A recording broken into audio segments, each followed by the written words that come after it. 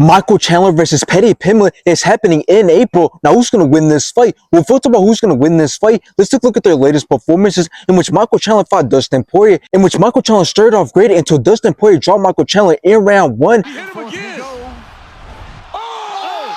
Michael Chandler took control of round 2 until Dustin Poirier got Michael Chandler in a rear naked choke and made Michael Chandler tap like a little bitch in round 3. He's been tight. He's got it tight. He got it. After this, Michael Chandler went on to fight Charles Oliveira for a second time, in which both started out very fast until Charles Oliveira robbed Michael Chandler in round 2. And if you want to know about that Oliveira power, But then both went back and forth, both landed some great shots and kicks, but Charles Oliveira won by decision.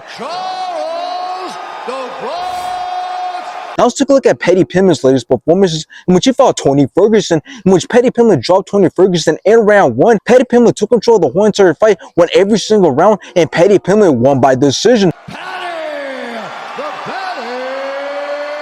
And after this, Paddy Pimblett went on to fight Bobby Green, and yes, I'm calling him Bobby Green, not King Green, because I'm not on that fruity shit, in which Paddy Pimblett got Bobby Green in a triangle choke and slapped Bobby Green in round 1. This is tight. And the uppercut round is going to be done.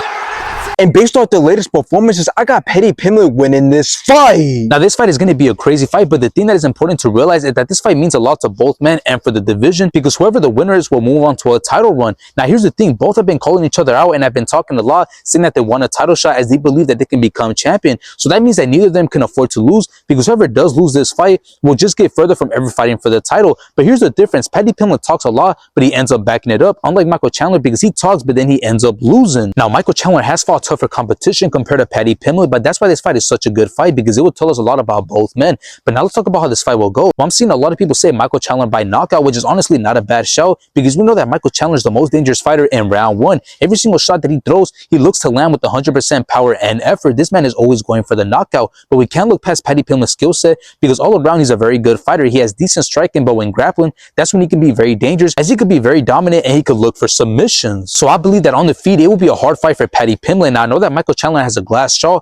and can get very tired very easily, but I don't think that Paddy Pimblett is the guy to beat Michael Chandler on the feet. I think he will shine when taking the fight to the ground, but anyways, I do see Michael Chandler being way too much for Paddy Pimblett, so I got Michael Chandler winning this fight.